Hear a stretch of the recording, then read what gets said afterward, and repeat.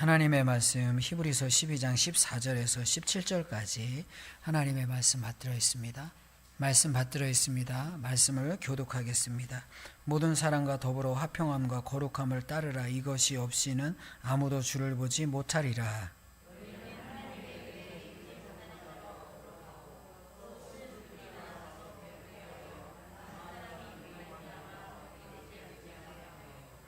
음행하는 자와 혹 한 그릇 음식을 위하여 장자의 명분을 판 에서와 같이 망령된 자가 없도록 살피라. 너희가 아는 바와 같이 그가 그 후에 축복을 이어받으려고 눈물을 흘리며 구하되 버림바가 되어 회개할 기회를 얻지 못하였느니라. 아멘. 네, 우리 히브리서 12장 14절과 17절 말씀은 지난 수요일에도 같이 말씀을 나눴습니다. 먼저 두 가지를 나눴습니다. 화평함과 거룩함을 따르라. 추구해야 될 것 두 가지를 말씀 나눴잖아요. 우리가 무엇을 추구하고 따라가고 쫓아가야 되는지를 말씀 나눴습니다. 두 가지입니다. 화평과 거룩입니다. 화평은 수평적인 관계이고 거룩은 수직적인 관계인데, 이 화평과 거룩함이 다 십자가 위에서 이루어진 거예요. 십자가로 맡긴담을 허시사 우리가 하나님과도 화평하게 되었고, 또 이제 이 수평적인 관계에 있어서도 이방인과 유대인들이, 그리고 모든 이 장벽과 이 막힘이 무너지고 주 안에서 우리가 화평을 누리게 되었습니다. 더불어 우리가 어떻게 지성소를 향해 나아가며 하나님을 향해 나아갈 수가 있겠습니까? 우리의 힘으로는 한 발자국도 들어갈 수 없고 나아갈 수 없지만 십자가를 의지하며 나아갈 때 우리는 거룩함을 얻었고, 거룩함으로 담대히 당당히 보좌 앞에 나아갈 수가 있습니다. 은혜의 보좌 앞에 나가죠. 그래서 우리는 늘 십자가를 생각하면서 십자가 위에서 선포되어진 화평과 거룩함을 바라보며 우리가 이 땅에서 추구하고 따라갈 것. 우리가 교회 안에서 화평하고 관계 속에서 화평하고 하나님과의 관계에서는 늘 거룩함으로, 하나님처럼 거룩함으로 우리의 보장되고 허락된 거룩함이 훼손되지 않도록 우리가 늘 거룩함으로, 성실함으로 주님의 은혜를 의지하며 나아가는 것입니다. 오늘 본문의 말씀은 이제 세 가지를 우리에게 이야기하는데, 오늘 본문의 말씀에서 이야기하는 것은 조심해야 될 것 세 가지를 말씀하는 거예요. 15절, 16절, 17절 말씀을 보세요. 조심해야 될 것 세 가지를 15절, 16절, 17절에서 말합니다. 먼저 15절 말씀을 보십시오. 너희는 하나님의 은혜에 이르지 못하는 자가 없도록 하고, 또 쓴뿌리가 나서 괴롭게 하여 많은 사람이 이로 말미암아 더럽게 되지 않게 하며, 16, 17절입니다. 음행하는 자와 혹 한 그릇 음식을 위하여 장자의 명분을 판 에서와 같이 망령된 자가 없도록 살피라. 너희가 아는 바와 같이 그가 그 후에 축복을 이어받으려고 눈물을 흘리며 구하되 버림바가 되어 회개할 기회를 얻지 못하였느니라. 세 가지를 말합니다. 무엇입니까? 첫째는 은혜에 이르지 못한 자가 없도록 하라. 15절 말씀에서 이야기하죠. 두 번째는 쓴뿌리를 조심하라. 세 번째, 음행하는 자, 에서와 같은 망령된 자가 없도록 하라. 이렇게 이야기합니다. 세 가지를 이야기하는데, 그중 첫 번째 이제 하나하나 같이 말씀을 나누려고 합니다. 첫 번째는 무엇이라고 말씀드렸어요? 은혜에 이르지 못한 자가 없도록 조심해라. 조심해야 될 것 세 가지 중에 첫 번째는 우리가 은혜에 다다르지 못하는 경우가 없도록, 은혜에 이르지 못하는 자가 없도록 조심해야 된다 말씀합니다. 15절 말씀을 다시 보세요. 너희는 하나님의 은혜에 이르지 못하는 자가 없도록 하고, 이렇게 이야기합니다. 은혜에 이르지 못한다, 이 말의 의미가 어떤 것이죠? 부족하다는 거예요. 은혜를 향해 나가야 되는데 우리가 은혜를 향해 나갈 때 부족하다는 거예요. 다다르지 못하는 거예요. 그러니까 믿음이라는 것은, 신앙이라는 것은 얼마나 많이 왔느냐가 중요한 것이 아니라 정말 그 고린 지점에, 목표점에 도달하고 다다랐느냐, 이게 중요한 거죠. 많이 왔어도 다다르지 못하면 그만큼 부족한 거예요. 그래서 오늘 성경에서도 은혜에 이르지 못한 자가 없도록 하라, 이렇게 말합니다. 중간이 없어요. 신앙은 그냥 전부 아니면 전무입니다. All or nothing 이렇게 말하잖아요. 전부 아니면 전무. 그러니까 신앙은 중간 단계가 없습니다. 천국 아니면 지옥인 것이지, 뭐 천주교에서 이야기하는 것처럼 연옥의 상태가 있는 거고, 뭐 중간 상태가 있는 거고, 아니면 뭐 그냥 귀신처럼 죽으면 이 구천을 떠돌다가 여기서 뭐 좀 살아있는 사람들이 정말 잘 공덕을 쌓고 그러면 그 귀신들이 천국에 들어가거나 연옥에서 천국에 들어가는 거거나, 그런 거 아니거든요.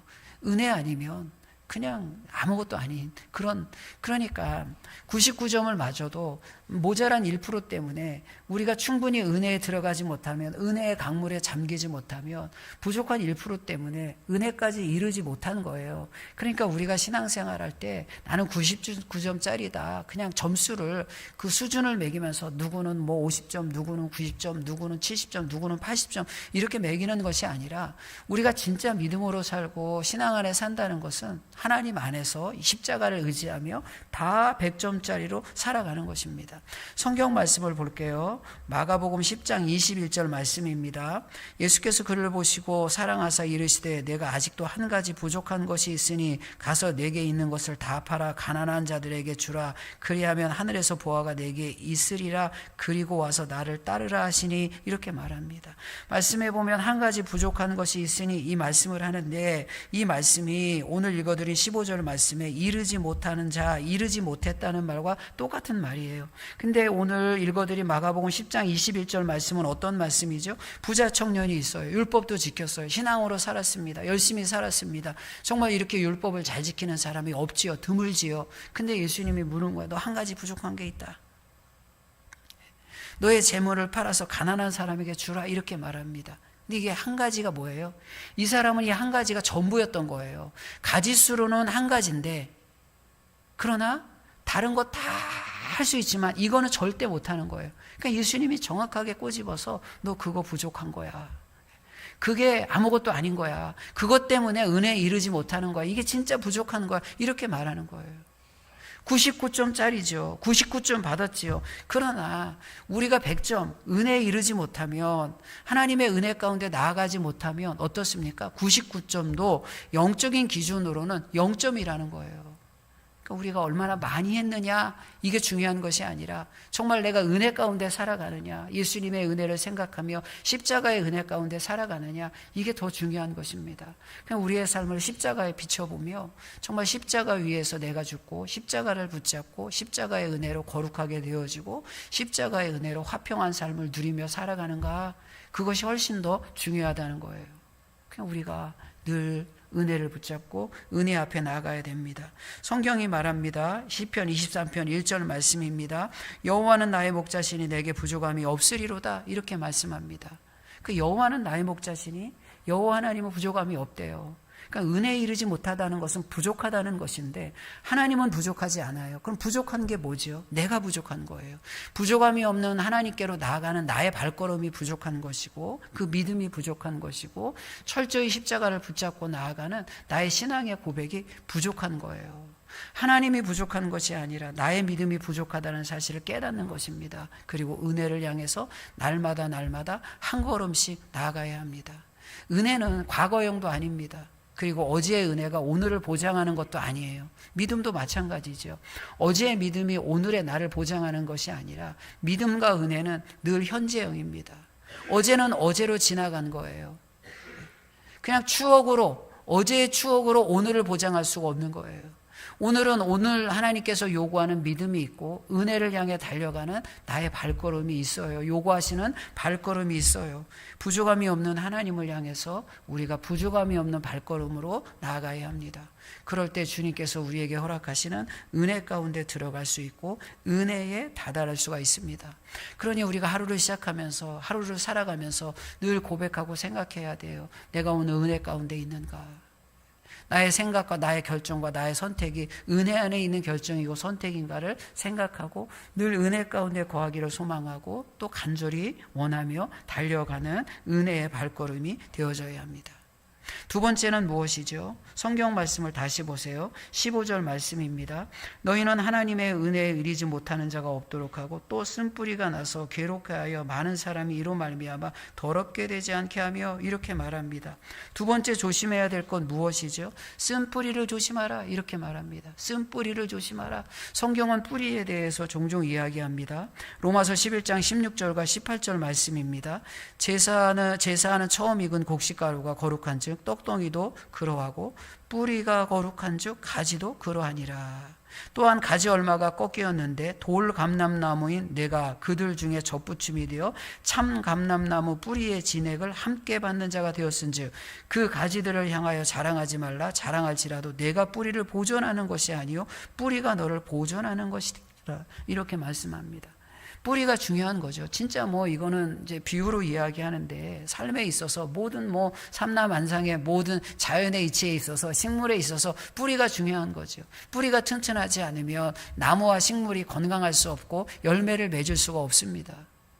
우리는 이제 돌 감람나무인데 참 감람나무의 젖붙임을 되어져서 그 건강한 뿌리를 통해서 진액을, 하나님의 말씀을, 은혜를 흡수할 수 있는 그런 가지가 된 거예요. 근데 오늘 본문의 말씀에서는 쓴뿌리를 조심하라 이렇게 이야기합니다.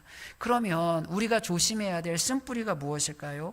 오늘 본문에서 이야기하는 쓴뿌리의 의미가 무엇일까요? 이 말은 사실 구약에서 온 거예요. 구약 말씀을 볼게요. 신명기 29장 18절 말씀입니다. 너희 중에 남자나 여자나 가족이나 집하나 오늘 그 마음이 우리 하나님 여호와를 떠나서 그 모든 민족의 신들에게 가서 섬길까 염려하며 독초와 쑥의 뿌리가 너희 중에 생겨서 이렇게 말합니다. 이게 쓴뿌리를 말하는 것인데 구약에서 이야기하는 것 신명기 29장 18절에서 이야기하는 쓴뿌리가 무엇입니까? 정확하게는 우상숭배를 말하는 거예요. 그러니까 오늘 본문의 말씀의 쓴뿌리는 우상숭배를 조심하라. 우상숭배가 있으면, 이 쓴뿌리가 있으면 너가 부정하게 될 뿐만이 아니라 공동체, 민족이, 다른 사람도 부정하게 될 것이다 이렇게 말합니다. 그렇다면 성경에서 말하는 우상숭배가 무엇일까요? 신명기 29장 19절 말씀에 보면 우리 하나님 여호와를 떠나서 이런 말이 나오죠. 그 모든 민족의 신들에게 가서 섬길까 이렇게 말합니다. 하나님을 떠나는 것, 그리고 다른 것을 섬기는 것, 하나님 이외에 다른 것에 종로로 타는 것이 이게 우상숭배라는 거예요. 그러니까 우리의 삶이 하나님을 떠나 있어요. 하나님이라는 건강한 울타리에 거하지 않고 영적 주소가 하나님이 거하시는 그 울타리에서 하나님의 집에서 벗어나 있어요. 그럼 이 우상숭배가 되어진다 이렇게 말하는 거예요. 섬긴다는 말은 무엇이죠? 우리가 하나님의 종이 되어줘야 된다는 거지요. 하나님의 뜻에 순종해야 된다는 거예요. 우상숭배는 무엇일까요? 하나님의 말씀, 하나님의 뜻에 순종하지 않는 것이 우상숭배라고 말하는 거예요. 우리가 그리스도인들이 형상을 만들고 우상을 숭배하지는 않잖아요. 다른 형상을 만들어 놓고 거기 가서 막 절하진 않죠. 점집을 다니거나 무당을 찾아가거나 그렇진 않죠. 그렇죠? 그죠? 그렇단 말이에요. 근데 그럼에도 불구하고 형상을 만들거나 무당을 찾아가거나 전집을 찾아가거나 어디 산에 이상한 데 가서 절하고 그러지는 않죠. 그럼에도 불구하고 우리 안에 우상숭배가 있을 수도 있다는 거예요. 어떻게 우상숭배가 아닌 것처럼 우리의 삶 가운데 찾아올까요? 그냥 하나님을 떠나 있음에도 불구하고 거기에 대한 영적인 자각이 없는 거예요. 자각 증상이 없는 거예요. 내가 하나님을 떠났다는 생각을 하지 않는 거예요. 하나님의 말씀에 순종하지 않고 세상에 순종하면서도 내가 세상의 종으로 살고 있구나라는 영적인 자각이 무뎌진 거예요. 그러면 뭡니까? 이건 양다리입니다. 양다리는 곧 우상숭배이고 우리의 삶 가운데 쓴뿌리가 되어져서 우리를 더럽게 하고 우리를 힘들게 하는 것입니다. 구약의 이스라엘 백성들을 책망할 때 하나님의 책망이 무엇이었어요? 사실 이스라엘 백성들은 전적으로 완벽하게 하나님을 떠난 적은 한 번도 없어요. 항상 성전은 그 자리에 있었고 예배와 제사의 형식은 있었고 하나님 앞에 제물을 드렸어요. 절기도 경우에 따라 지키기도 하고 지키지도 않기도 했어요. 그런데 그들의 문제는 무엇이었어요? 하나님도 섬기고 다른 우상도 섬기는 거예요. 마치 보험을 들듯 많은 보험을 들어놓고 그 중에 하나는 걸리겠지. 오직 하나님만 의지하고 오직 하나님만 바라보는 것이 아니라 다른 우상도 섬기면서 그 중에 하나는 걸리겠지. 그 중에 하나는 되겠지. 이렇게 하나님도 섬기고 우상도 섬기는 양다리의 신앙을 구약의 백성들은 가지고 있었습니다. 그럴 때 하나님은 선지자를 통해서 그들의 부정함을 지적합니다. 돌아오라고. 세상의 종로로 타지 말고 하나님의 종로로 타라. 하나님의 종이 되어져라. 하나님을 향한 예배자가 되어져라. 이렇게 말합니다. 사실 우상숭배를 보면 우상숭배의 중심에는 무엇이 있을까요? 우상숭배는 항상 어떤 객관적 대상, 어떤 이 외적인 대상이 우상숭배인 것처럼 착각할 때가 굉장히 많아요. 근데 사람들이 우상을 형상으로 만드는 이유가 뭘까요? 우상을 통해서 자신의 욕망과 욕심을 거기에 투영하는 거예요. 그러니까 우상의 중심에는 욕심이 있는 것이고, 우상은 항상 자기를 숭배하고 자기를 섬기는 것과 똑같은 거예요. 세상의 종교를 보세요. 다 그 모든 종교의 열심 가운데는 다 자기가 있어요. 자기의 욕심, 내가 잘 되고 내가 복 받고 내가 좀 뭐 어떻게 돼야 되는, 이것이 우상 숭배의 중심과 본질입니다. 그래서 우상 숭배는 어떤 객관적인, 나와 동떨어지는 어떤 객관적인 대상을 섬기는 것이 아니라 어떤 의미에서는 나를 섬기는 거예요. 내가 중심이 되어지는 거예요. 내가 최고가 되어지는 거예요. 이게 우상 숭배입니다. 그래서 그리스도인들이 어떤 대상으로서 분명한 형상을 만들진 않지만 우리가 쉽게 빠질 수 있는 우상 중에 하나는 무엇일까요? 자기애. 요즘은 다 자기를 사랑하는 시대거든요. 근데 이 자기애가 성경에서 말하는 정말 우리가 하나님의 형상으로 우리 자신을 존중히 여기고 건강한 자존감을 갖는 것과는 달라요. 이 자기애에 빠지면 어떻습니까? 자기 연민에 빠지고요. 모든 것에 자기가 중심이 되어지는 거예요. 이 자기 연민이라는 게 신앙에 있어서 굉장히 무섭습니다. 그래서 자기 연민에 빠지면 자기가 중심이고 자신을 통해서 남을 투영해서 보는 것이고 나의 기준을 통해서 모든 상황을 이해하려고 해요. 그러니까 내가 중심이 되어지니까 조금 다른 것에 대해서 이해가 되지 않고 조금 뭔가 내 이 자기 연민이라는 필터를 통해서 통과할 때 비춰지는 이 모습이 조금 다르면 우리가 그거에 대해서 수용하기가 굉장히 어려울 때가 많아요. 그러니까 이 쓴뿌리는 무엇일까요? 우상숭배인데 우리가 형상과 대상을 명확하고 분명하게 만들어 놓지는 않지만 내 심령의 한복판에 내가 자리하고 있지 않은지, 이 가장 높은 심령의 왕좌에 내가 앉아있지는 않은지 우리가 살펴야 돼요. 우리가 영화를 보면 막 사람들이 모여있고 높은 곳에 있고 서로 큰 체하고 잘난 척 하다가 그 모임은 자리에 왕이 쫙 들어옵니다. 왕이 아주 그 위엄과 근엄한 자태로 왕이 들어오면 어떻습니까? 모여있던 사람들이 자신을 쫙 물러가면서 그 자리를 양보하며 왕을 가장 높은 고리에 앉히고 조아리고 머리를 숙이고 왕에게 예를 다하는 모습을 영화를 통해서 봐요. 우리의 삶도 마찬가지예요. 마치 이렇게 왕이 들어오면 그곳에 모여있던 사람들이 물러가며 예를 다하고 머리를 조아리는 것처럼 우리의 삶 가운데 예수님이 들어올 때, 예수님이 계실 때 내가 낮아지는 것입니다. 내가 죽는 것입니다. 이것이 우상숭배로부터 나를 자유롭게 지키는 것이고 떠나지 않고 주를 나의 주인으로 섬기는 삶의 모습입니다. 그러니까 돌이켜봐야 돼요. 살펴봐야 합니다. 모든 순간에 내 심령에 내가 주인이 아닌가, 나를 사랑하는 자기애가 있지 않은가. 왜냐하면 그리스도인들이 이 우상숭배에 있어서는 굉장히 자유로운 것 같고 상당히 많이 자유롭기는 한단 말이에요. 보이는 형상을 섬기거나 절에 가서 절하거나 아니면 돌에 가서 빌거나 무당을 찾아가거나 점집을 찾아가거나 그런 일은 하지 않는다고요. 그러니까 우리는 착각을 해요. 나는 우상숭배로부터 자유하다, 나는 우상숭배하지 않는다, 이렇게 우리가 착각하며 살아간다고요. 그러나 우상의 모습은 굉장히 다양한 모습으로 우리에게 찾아옵니다. 우상의 모습은 굉장히 다양한 모습으로 우리의 삶의 자리에 심령에 존재하는 거예요. 그 중에 하나가 그리스도인들에게 있어서 악마가, 마귀가 슬쩍 심어주는 우상은 자기예요. 자기의 내가 기준이 되어지고 내가 중심이 되어지는 거예요. 아주 교묘하게 마귀는 우리 심령 가운데 삶의 자리에 내가 우상, 내가 숭배의 대상이라고 스스로 그렇게 여기게 만들고 그것을 잘 포장해서 우리가 그것을 인식하지 못하도록 만드는 것입니다. 그러니까 늘 깨어 있어야 됩니다. 내가 중심에 있지 않은가. 세 번째는 무엇일까요? 세 번째 말씀을 같이 한번 읽어봅니다. 16절 17절 말씀을 같이 읽습니다. 시작.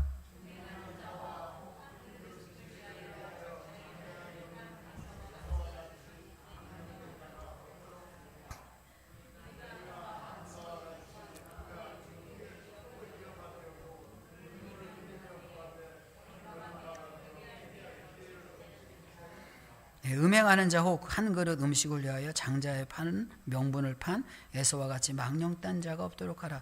음행하는 자, 망령된 자가 없도록 하라. 이렇게 말씀하고 있죠. 음행이 뭘까요? 음행에는 이중적 의미가 있죠. 육신의 음행도 있고 영적인 음행도 있습니다. 히브리서 13장 4절 말씀에 보면 육신의 음행에 대해서 이야기합니다. 모든 사람은 결혼을 귀히 여기고 침소를 더럽히지 않게 하라. 음행하는 자들과 간음하는 자들은 하나님이 심판하시리라 말합니다. 육신의 음행에 대해서 이야기하죠. 요즘 세상은 막 너무 음란한 세상이잖아요. 그냥 문화와 예술이라는 이름으로 정말 그 경계를 넘어서 음행과 음란이 포장되어지기도 하고요. 자기 인생의 자기결정권이라는 말로 이제 동성애나 이런 것들을 함부로 마음대로 주장하기도 합니다. 우리가 이런 이야기를 하면 어떤 혐오나 차별에 대해서 이야기하는 것처럼 세상은 착각을 하고요. 굉장히 민감한 반응을 보여요. 그러나 동성애를 우리가 허용하지 않는 것은 단순히 그들을 혐오하거나 차별하려고 그러는 건 아니에요. 교회에 동성애자가 왔어요. 그럼 어떻게 해요?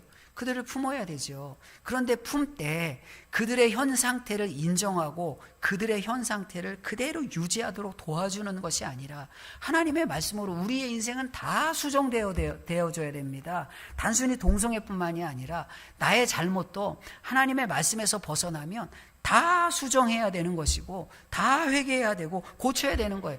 동성애도 예외가 없어요. 그래서 그들을 혐오하기 위해서 고치려고 하고 말씀을 가르치는 것이 아니라 하나님의 말씀에서 벗어나니까 하나님의 말씀에 바로 서세요라고 가르치는 것이고 권면하는 것이고 기도하는 것이고 도와주는 거예요. 근데 이것을 마치 혐오처럼 이야기하고 차별처럼 이야기하면 안 되는 거예요. 차별과 혐오는 무엇입니까? 하나님의 말씀에서 벗어났는데 그 상태로 방치하는 것, 이게 오히려 차별이고 이게 오히려 혐오인 거예요. 그래서 우리는 이 땅이 하나님 앞에서 음란하지 않고 정결한 땅이 되어지고 정결한 사람들의 공동체가 되어지기를 기도하고 또 기도하고 또 기도해야 되죠. 우리 젊은 세대를 위해서도 기도하고 우리 자녀들을 위해서도 기도해야 됩니다. 수많은 세속의 가치관들이 스며들거든요. 보이지 않게 스며들고 알게 모르게 스며들고 이런 세상 가운데 하나님의 말씀으로 기준을 삼아 흔들리지 않는 모습으로 세워지기를 우리가 자녀들을 위해서 기도하고 가르치고 또 가르치고 또 가르쳐야 돼요. 그러나 오늘 본문의 말씀에서는 무엇을 이야기합니까? 음행하는 자 혹 한 그릇 음식을 위하여 장자의 명분을 판 에서와 같이 망령된 자가 없도록 살피라 이렇게 말하죠. 그러니까 음행하는 자와 그 에서의 예를 들어서 망령된 자를 같이 설명을 해요. 그러니까 이것은 영적인 의미에서 육신의 음행도 음행일 뿐만이 아니라 영적인 의미에서 음행도 더불어 이야기합니다. 그러면 음행하는 자, 망령된 자를 에서의 예를 들어서 설명하는데 그러면 에서가 왜 망령된 자고 에서가 왜 음행의 사람일까요? 우리가 성경을 통해서 보면 되겠죠. 에서는 어떤 사람이었어요? 에서는 장자의 명분을 가볍게 여긴 사람이에요. 창세기 25장 34절 말씀입니다. 야곱이 떡과 팥죽을 에서에게 주매 에서가 먹으며 마시고 일어나 갔으니 에서가 장자의 명분을 가볍게 여김이었더라 이렇게 말합니다. 우습게 여긴 거예요. 장자의 명분을. 근데 왜 장자의 명분을 중요하게 여겨야 되죠? 성경 말씀을 볼게요. 신명기 21장 16절에서 17절 말씀입니다. 자기의 소유를 그의 아들들에게 기업으로 나누는 날에 그 사랑을 받는 자의 아들을 장자로 삼아 참 장자 곧 미움을 받는 자의 아들보다 앞세우지 말고 반드시 그 미움을 받는 자의 아들을 장자로 인정하여 자기의 소유에서 그에게는 두목을 줄 것이니 이는 자기의 기력의 시작이라 장자의 권리가 그에게 있음이니라. 이 말은 무슨 말이에요? 장자가 있는데 장자가 조금 사랑을 못 받아요. 사랑을 못 받았다고 장자의 권리를 빼앗지 말고 장자에게는 두목을 주라 이런 말입니다. 그러니까 장자는 어떤 존재죠? 성경에 있어서 다른 아들들보다 축복을 두목으로 받는 거예요. 그러니까 에서가 장자로서 하나님의 축복은 어떻게 해요? 두목을 받는 거예요. 두목을 받는 거예요. 성경 말씀을 한 번 더 볼게요. 역대상 5장 1절 말씀입니다. 이스라엘 장자 르우벤의 아들들은 이러하니라. 르우벤은 장자라 또 그의 아버지의 침상을 더럽혔으므로 장자의 명분이 이스라엘 아들 요셉의 자손에게로 돌아가서 족보에 장자의 명분대로 기록되지 못하였느니라 이렇게 말해요. 이제 야곱의 12명의 아들 중에 장자는 르우벤인데, 르우벤이 장자로서의 이 역할과 그리고 영적인 신분을 상실했다는 거예요. 이유가 무엇이냐? 비라와 동침한 거예요. 아버지의 첩과 동침했기 때문에 이건 장자의 그 신분을 유지할 수 없다 해서 르우벤은 장자의 신분을 빼앗겼어요. 근데 그 장자의 신분이 누구에게 갔느냐? 읽어드린 말씀에 보면 요셉의 자손에게로 돌아가서 이렇게 말하잖아요. 장자의 신분이 누구에게로 돌아갔대요? 요셉의 자손에게 돌아간 거예요. 그래서 이스라엘의 12지파는 어떻습니까? 다 그냥 야곱의 아들로부터 12지파가 이어지는데, 12지파 중에 요셉의 아들들, 그러니까 야곱의 손자는 에브라임과 므낫세잖아요. 요셉의 아들 두 사람이 각각 하나의 지파를 이루는 거예요. 왜 그래요? 오늘 성경에서 설명하잖아요. 르우벤이 장자의 신분을 잃었고, 그 잃은 장자의 신분이 누구에게 돌아갔느냐? 요셉에게 돌아가서 요셉의 아들 에브라임과 므낫세가 12지파에 돌아간 거예요. 그러니까 장자는 뭐예요? 2배를 받는 거잖아요. 그러니까 누가 2배를 받았어요?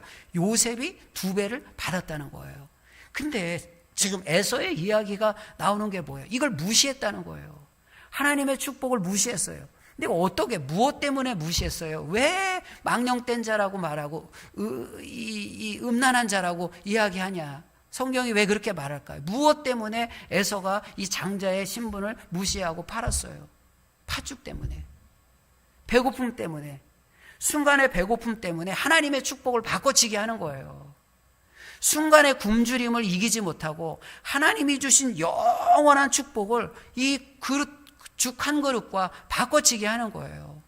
그러니까 이 말씀의 의미는 무엇입니까? 우리가 다 이제 하나님의 은혜 가운데 장자입니다.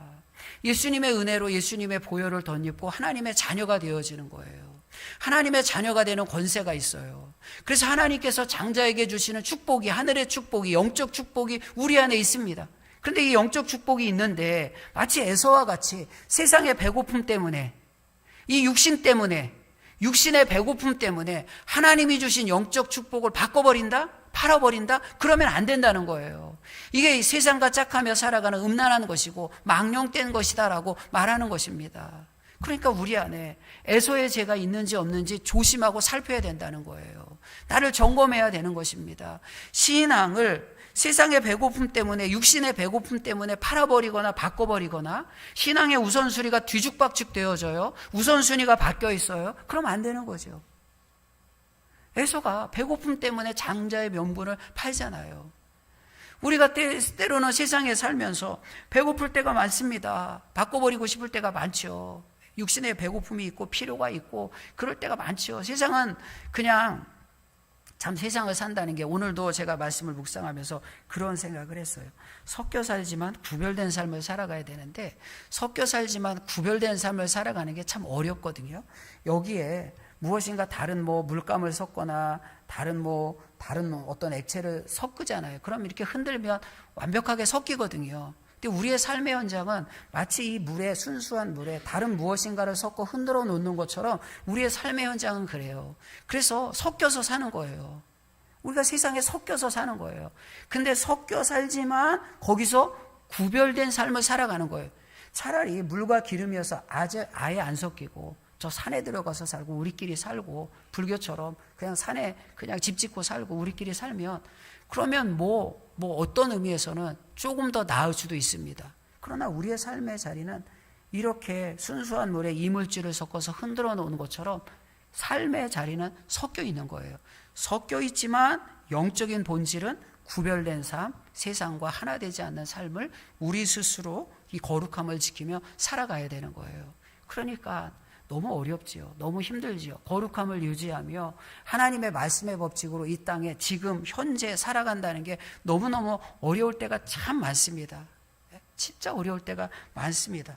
그럼에도 불구하고 이렇게 섞여 사는 세상 가운데 육신의 배고픔 때문에 하나님이 준 나의 영적 축복을 팔아버리거나 바꿔치기 하면 안 되는 거예요.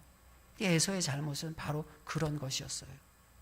하나님이 주신 영적 축복이 2배인데 눈에 보이는 배고픔 때문에 2배를 포기하는 거예요. 그럴 수는 없잖아요. 미련한 거잖아요. 그러니까 망령되다라고 이야기합니다. 나중에 후회해도 소용이 없어요. 회개해도 소용이 없다 성경이 말합니다. 우리도 마찬가지입니다. 바꿔서는 안 됩니다. 우리에게 고유한 영적 축복이 있습니다. 장자의 축복이 있습니다. 바꿀 수 없는 것입니다. 가장 소중한 것입니다. 누구도 얻을 수 없는 것입니다. 예수님의 보혈로 말미암아 아들의 자격이 주어져서 나에게도 허락된 온전한 하나님의 은혜입니다. 이 은혜를 세상의 것과 바꿔치기 하면 안 됩니다. 믿음을 지키기 위해서, 신앙을 지키기 위해서 내가 살아가야 될 그런 신앙의 덕목들이 있잖아요.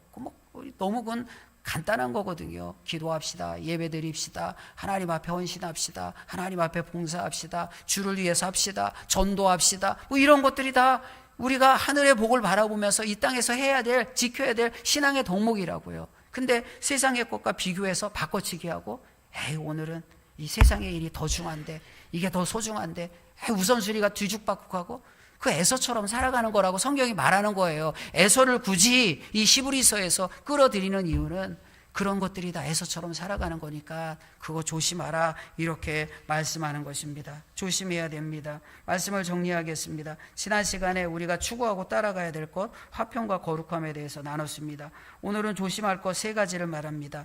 은혜에 이르지 못하는 것 조심하라. 신앙은 99점이 아닙니다. 나는 99점이라고 이야기하지만 모자란 1점 때문에 하나님 앞에서는 그냥 빵점인 거예요. 사탄은 99점짜리 그 나머지 1점의 작은 빈틈을 기가 막히게 파고 들어와요. 그래서 하나님과 우리의 사이가 벌어지게 하는 거예요.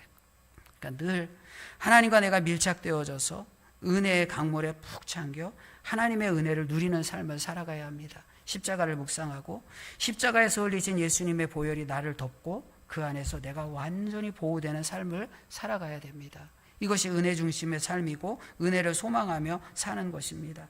쓴뿌리를 조심해야 됩니다. 쓴뿌리는 우상 숭배입니다. 우리는 아주 분명하고 객관적인 대상으로 형상을 만들지 않습니다. 그러나 보이지 않게 삶의 중심에 내가 있고 자기애가 있고 자기 연민이 있어서 자기애와 자기 연민이라는 필터를 통해서 무엇인가를 판단하고 평가하고 그렇게 색안경을 끼고 볼 때가 있습니다. 옳지 않습니다. 하나님이 기뻐하시는 것이 아닙니다. 마치 왕이 어떤 장소에 들어올 때 모두가 물러가며 가장 높은 자리를 왕께 양보하는 것처럼 우리는 매 순간 내가 가진 것을 주님 앞에 다 내려놓고 임재하시고 자정하시는 예수님 앞에 우리의 삶의 가장 높은 것을 양보하고 엎드려야 됩니다. 머릿속에 상상하면서 그렇게 내려놓는 훈련을 하는 거예요. 오늘도 주님, 가장 높은 곳에 주님이 앉아 계십니다. 제가 내려놓습니다. 제가 무릎 꿇습니다. 어떤 생각과 어떤 선택과 어떤 삶의 현장에서도 그렇게 주님 앞에 내려놓는 삶을 살아가야 하는 것입니다. 음행과 망령된 것을 조심하라고 이야기하죠. 우리는 2배의 축복을 받습니다. 하늘의 축복을 받습니다. 하늘의 놀라운 은혜가 우리 안에 있습니다. 배고픈 것 때문에 세상의 것과 하나님이 주신 것, 세상이 주는 것과 하나님이 주신 것을 바꾸면 안 되는 거예요. 하늘 아버지가 주시는 것과 배고픔을 채우기 위해서 세상이 주는 것과 바꿔치기 하지 말라 이렇게 말씀하는 것입니다. 오늘 이 말씀을 기억하며 때로는 십자가를 바라보며 따라가고 때로는 이 땅에 살아가면서 조심할 것들을 조심하며 하나님의 자녀로 천국의 백성으로 날마다 승리하기를 축복하고 축원합니다. 하나님 감사합니다. 주님께서 우리를 구원하여 주시사 십자가의 보혈로 거룩함으로 하나님 앞에 나아가게 하시고 십자가의 보혈의 거룩함과 막힌 담을 허시는 은혜로 말미암아 화평을 이루며 살게 하시니 감사합니다. 또 이 땅에 영적 분별력을 허락하시사 무엇을 조심하고 또 무엇을 어떻게 조심하며 말씀대로 살아가야 할지 명확한 기준을 허락하여 주시사 그 기준대로 허락하시니 살게 하시니 참 감사합니다. 은혜를 향해 나아가게 하시고 쓴뿌리를 조심하게 하시고 정말 세상의 것과 하나님이 주신 축복을 바꿔치기 하는 음행과 망령된 삶을 조심하며 늘 주님의 백성으로 날마다 승리할 수 있도록 인도하여 주시옵소서. 예수님의 이름으로 기도하옵나이다. 아멘.